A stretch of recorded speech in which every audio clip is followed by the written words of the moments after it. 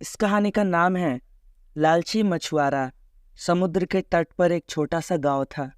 उस गांव में एक दरिद्र मछुआ और मछुए का परिवार रहता था।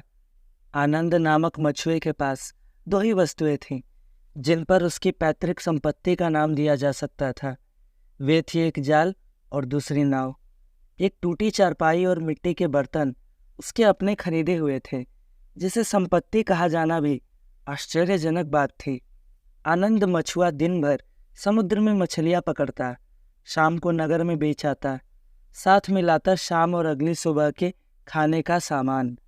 इतने पर आनंद और उसकी पत्नी जय देवी पूर्णतया संतुष्ट थे, लेकिन स्त्री के मन में कहीं न कहीं तृष्णा लगी रहती है और वह दुखी भी हो जाती।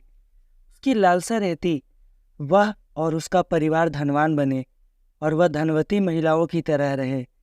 एक दिन मछली पकड़ते समय आनंद के जाल में 2 फुट की एक सीप फंस गई।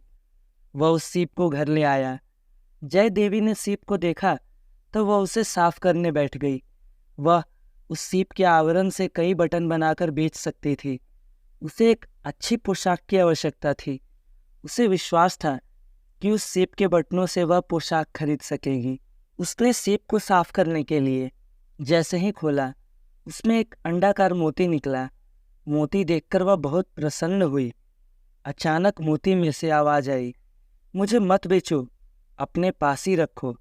इसके बदले मैं तुम्हें दूंगा जिसकी तुम इच्छा करोगे। दोनों ने मोती की बात का समर्थन किया और अगले दिन प्रातः काल उठकर जय देवी ने मोती से महल देने की याचना की। बस फिर क्या था, जहाँ झोपड़ी थी वहाँ महल बन चुका था। महल तो बन गया, पर इसमें पानी की व्यवस्था नहीं थी।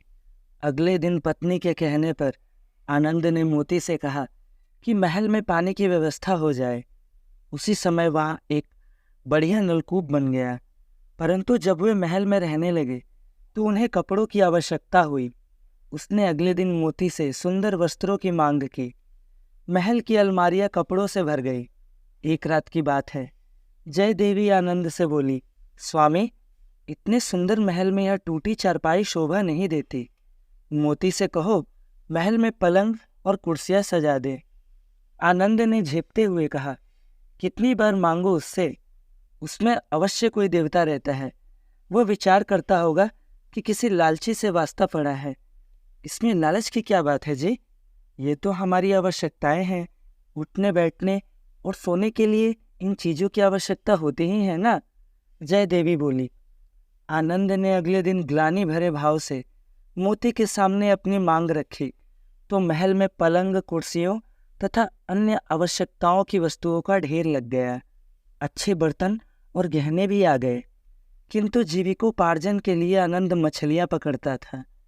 उसने अपनी पत्नी के हठ पर अगले दिन मोती से बड़े जहाज और उस पर सभी आवश्यक उपकरण मांगे, परंतु समस्या का समाधान इससे भी नहीं हुआ। अब व्यवसाय की उन्नति के लिए गाड़ियों और हेलीकॉप्टरों की आवश्यकता हुई। मोती से यह भी एक मांगना पड़ा। एक तरफ तो आनंद और जय देवी के पास अपार धन संपत्ति, बंगला, गाड़ियां सब आ गए थे, तो दूसरी ओर उनका चैन समाप्त हो गया। मनुष्य सोचता है अपार माया से वह सुखपूर्वक जी सकेगा, यह उसकी भूल है। मनुष्य माया के चक्कर में पड़कर दुख को आमंत्रण देता है। व्यवसाय की चिंता, धन संपत्ति और वस्तुओं के लूटे जाने का भय भी उन्हें परेशान करने लगा। पहरेदारों और सिपाहियों के होने पर भी उनके महल में डाका पड़ गया। डाकू ढेर से गहने और दूसरी नगदी भी ले गए। जय देवी को बुरी तरह घायल भी कर गए। इस पर भी जय देवी को संतोष ना था। विपत्ति काले विपरीत बुद्धि। उसने मोती से धन लेकर एक बड़ा टापू खरीद लिया। वहां उसने महल, सड़क और इमारतों का निर्माण कराया, झील और नहरों का निर्माण कराया और स्वयं वहां की रानी बन बैठी। मुफ्त में मिल रहे धन और सुविधाओं ने आनंद और जय देवी को इतना आलसी बना दिया। पहले वे समुद्रों में मीलों तैर लेते थे, लेकिन जब से उन्हें मोती मिला था, परिश्रम को मानो ताक पर रख दिया। अब ये थोड़ा भी चलते तो हांफने लगते। एक दिन समुद्र में सैर करते समय उनकी बोट डूब गई। समीप ही उनका जहाज खड़ा था।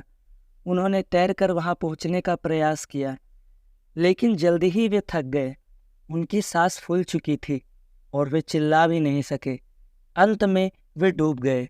डूबते समय वे सोच रहे थे, मुफ्त की सुविधाओं ने हमें आलसी बना दिया। यदि हम परिश्रमी होते तो कभी ना डूबते। परंतु अब पछताने से होता क्या? अंतिम समय में बुद्धि आई भी तो उसका वे प्रयोग करने में असमर्थ रहे।